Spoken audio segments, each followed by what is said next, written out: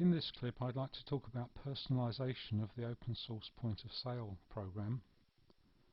If we look at this one first, when we first installed this we went into the store config screen and we put the company name down as Checker, but most of the rest of it was left at default. So there's the name showing where it's supposed to, but it says powered by open source point of sale, and that rather clashes with this clickable icon. If we go down here to the bottom, we can see there's a message: you're using open source point of sale version 1.1, please visit my website, blah blah blah. So it's promoting the product, which is fine, but we may not want that on ours. Also we can see that where it says store config, it's actually overlapping the date and time line here. If I shrink that down a bit, and I'll look at one here which we did alongside it. This is installed on the same server, and this one is called OSPOS, and this was set up for a trial for a business called 21st Century Stairlifts, which supplies and installs stairlifts in England. And we can see that we've got nothing down the bottom here. If we go down the bottom of the page, we haven't got any references or hyperlinks.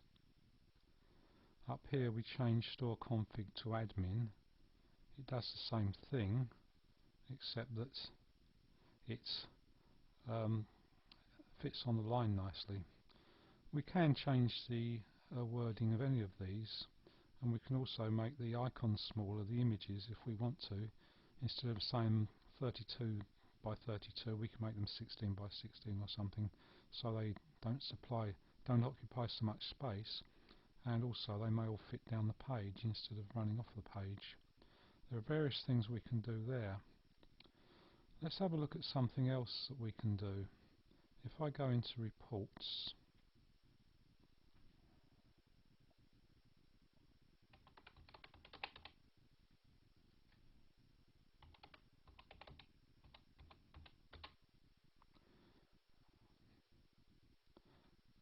let me scroll down. If I go to detailed reports and sales, and I do all time and all sale types, I'll scroll down here and there's one here, POS 10. Let's call that one up. Let's have a look at that receipt.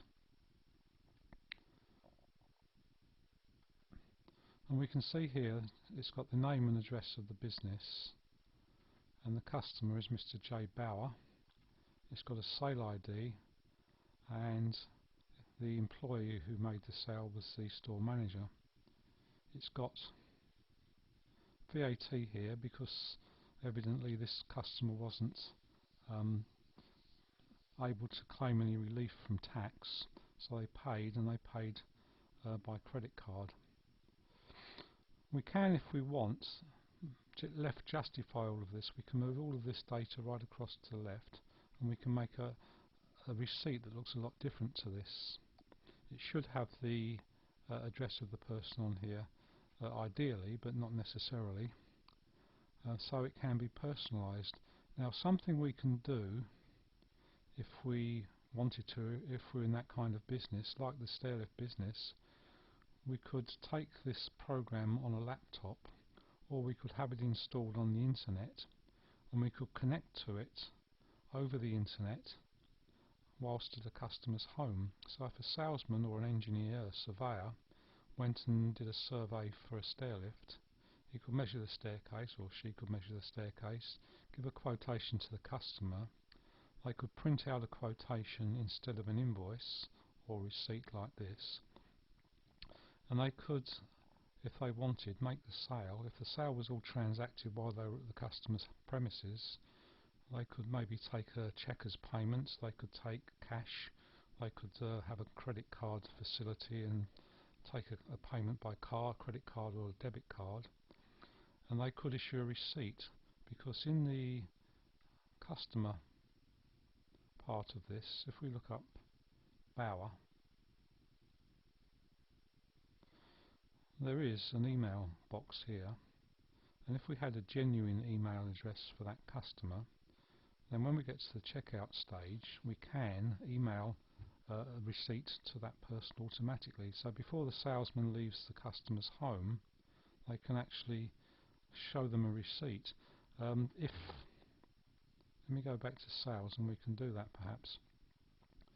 If the customer were to log in on their computer to the internet, then they could see whether they'd received the receipt by email before the salesman left. So there are many things that can be done whilst out on the road. If I put in a number 1, there's a stairlift system, and if I chose Bower again, then let's say that this is all going through. I'm adding the payment, and there is the email receipt box. If I tick that, then complete the sale, then the receipt will be sent to the email address that's on record automatically. The other thing a salesman can do, if they have this program on a laptop and they have a portable printer, they can print out a hard copy receipt. So if I completed this, imagine this is being done on the customer's premises, do OK, then I've got a choice of sending it to a printer. So if I sent it to that printer, for example, if that were my portable printer, then this receipt would be printed out and I could hand it straight over to the customer, and the whole thing is complete, apart from the installation of course, which is a contractual matter, and that will be done maybe a day or two later.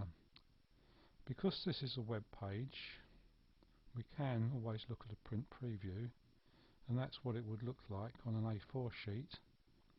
If we wanted to print it on a different printer, a receipt printer, that can be done.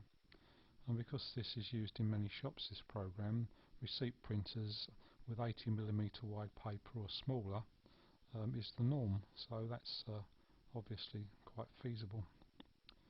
There are other things we can do in this program. There are many ways we can personalise it. One of the things that someone asked for is to have round figure selling prices. So they may want to sell an item at £2, $2, €2 or something. But when it comes to tax, when the program adds the tax onto the selling price, it sometimes comes out to odd numbers, like 2.01 or something. So what we did on this particular version, this installation, was alter the database so that it's calculated to 10 decimal places. Now all of those decimal places show in this box. They'll also show down here, but they don't show on the receipt. I can go through that in another clip, but there are many things we can do without delving too far into the program itself, into the program files. I hope that was of interest to someone. I'll do some more clips later. Thanks for listening. Bye for now.